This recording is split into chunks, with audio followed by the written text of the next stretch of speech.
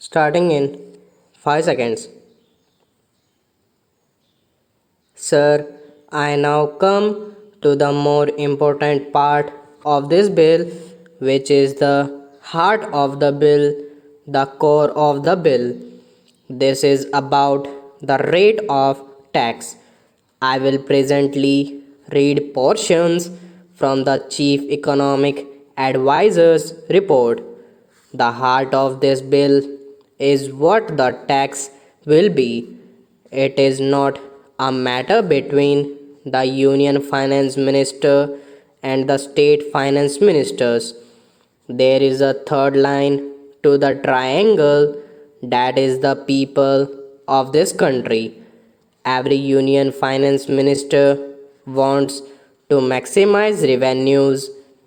Every state finance minister is under pressure to maximize revenues. There is nothing wrong with that. But please remember, we are dealing with an indirect tax. An indirect tax, by definition, is a regressive tax. Any indirect tax falls equally on the rich and poor. If you buy a soft drink bottle, whether a rich buys it or a poor man buys it, he pays the same excise duty on the soft drink bottle. That is why, world over, indirect taxes being regressive in nature, the trend is to keep them as low as possible. I am sure many members have read the Chief Economic Advisor's report. If not, I would urge you to please read it. The cover tells the story. In high income countries, the average GST rate is 16.8%. In emerging market economies like India, the average is 14.1%. So, world over 190 countries have one form or the other of GST.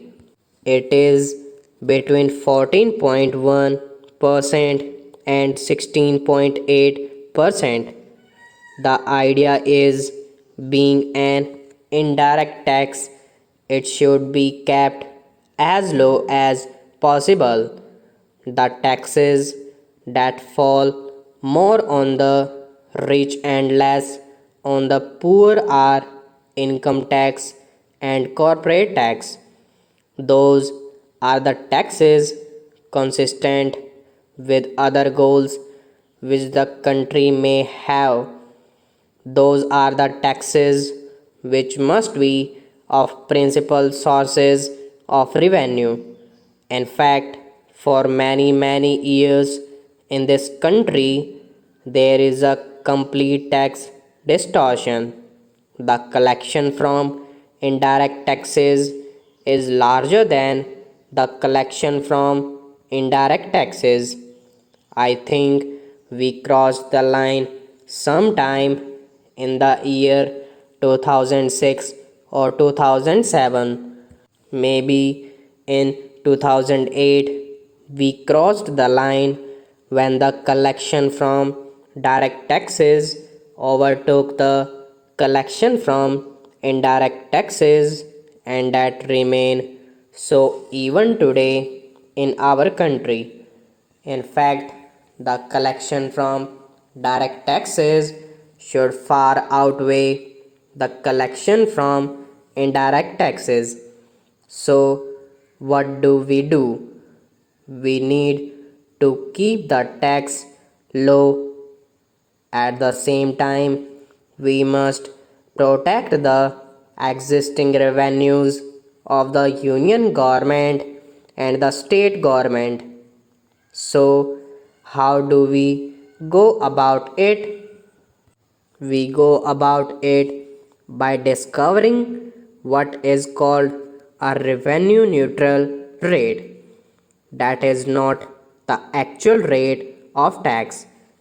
That is simply a step in deciding the slab rates. It is not so technical. In fact, it can be explained in fairly simple terms. You derive an RNR, and then from that RNR you work out the slab rates. Today, please remember over 18% of excise duties are between 12 and 14%. Over 56% of VAT is in the range of about 13-14%. So, on an average, 70% of the goods have a tax incidence of about 13-14%, but there are huge tax losses because of an inefficient collection machinery and a large number of goods escape taxes. They are neither captured by the union nor captured by the states, etc. etc. The GST is supposed to be a more efficient tax. If the union captures it, it cannot escape state tax. If the state captures it, it cannot escape union tax. Therefore, it is more efficient, and because it is non cascading, more people will comply with it. Because it is a self audit method, a chain of transactions, it is very difficult to escape the tax. All these are argued everywhere, and I don't wish to repeat those arguments. Now, the chief economic advisor of the government, working with experts including state government representatives, arrived at an RNR of 15 to 15.5 and then suggested that the standard rate should be 18. The Congress party did not pluck 18 from the air. This 18 came out of your report. The standard rate must be 18. You can have then a lower rate less than 18, and you can have a demerit rate of more than 18. But the standard rate, the rate that will apply to most groups and most services, must be 18, and the chief economic advisor has argued very cogently that it alone will make it non inflationary, acceptable to the public, and an efficient way of taxing without tax evasion. Now, when we say cap the tax rate, what are we saying? We are saying that this rate should not be changed by the whim of the executive. Today, excise duties are changed by the whim of the executive. 3 days ago, they reduced the price of petrol and diesel.